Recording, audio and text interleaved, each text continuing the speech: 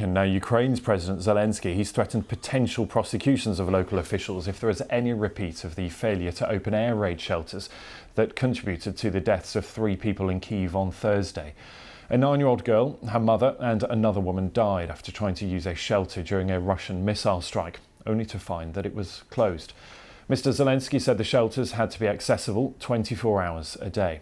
Well, this was the scene in Kyiv, a subway station there, as fresh Russian airstrikes triggered countrywide alerts overnight.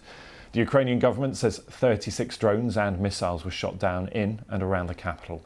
Our correspondent James Waterhouse has the latest from Kyiv. A colleague filmed some of the air defences working last night, and it's almost a bizarre fireworks display where you can see projectiles flying across the sky, lighting up the area in this deep orange at times. And this is the kind of cocktail people are having to sleep with at night, where you have the air raid sirens followed by explosions. It's a disturbed night for so many people, where they are urged to go down to the shelters. And it seems yesterday that 3 people were died because of a public air raid shelter being locked. And this has President Zelensky didn't hold back with his criticisms of Vitaly Klitschko, who is the mayor of Kyiv. These two are not exactly political allies. They're both very different beasts with different loyalties and different priorities. And President Zelensky said, look, we thought we had Russia, but it turns out we have internal enemies as well. Vitaly Klitschko has just responded, in short, saying, yes, I'm responsible, but it's the president who installed the district officials who are responsible for the air raid shelter. So yes, I'm responsible, but it's not my fault, was the crux of his response. So there's quite an ugly bit of political fallout from what was a deeply tragic incident where 3 people, including a mother and her 9-year-old daughter, were killed from falling debris as they tried to take cover. And as you say, Russia seems to be being relentless with its strategy of targeting Ukrainian cities. And there's always the danger for people that they get used to these sirens.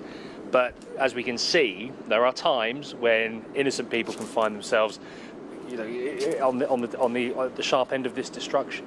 Yeah, particularly if some of those attacks come during daylight hours, which seems to be perhaps a new tactic, doesn't it, James? And just while we have you, what do you make of what we heard there from America's top diplomat, Antony Blinken, speaking in Finland? And he said a strong Ukraine, one in control of its own territory, really has to be a prerequisite for any sort of talks with Russia. And he's warned against maybe perhaps a bit of compromise, that idea that there might be a fake settlement, a fake peace deal, or a fake ceasefire. How is that being viewed where you are? I think that's an emphasis, really, an emphasising of Ukraine's long-standing position. What President Zelensky believes is that if you make any kind of territorial concession to Russia, he says, then there are no guarantees that Vladimir Putin will stop just there. It essentially rewards the illegal invasion of Ukraine.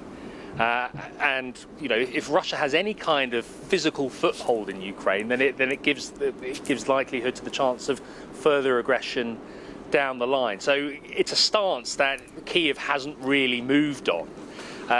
But there are also military realities here. There's a counter-offensive that's getting much talked about, much anticipated, much hoped for. But the chances of Ukraine repelling Russia completely, as it would dearly love to do, remain slim at this moment in time, for the simple reason it is still the underdog, and Russia has extensively dug in anticipation of such a Ukrainian attack. But I think what Ukrainian forces will be hoping to do is put Moscow in a difficult enough position that it may well make some kind of concession. But the path to any kind of compromise, any kind of deal, as of the last 15 months, is still unclear. But I don't think we're going to see a change in the official stance of Ukraine of surrendering any kind of territory, because what President Zelensky wants to do is not just win this war, which is repelling Russia completely in his eyes, but also securing Ukraine's long-term security on issues of joining the NATO alliance, for example, or the European Union. But he's failed to get any kind of concrete guarantees aside from platitudes such as Ukraine belongs in these blocks, but we're not going to say when. There's our correspondent there in Kyiv, James Waterhouse, with the latest on those attacks overnight and the implications and the diplomacy that's going on right around the world right now.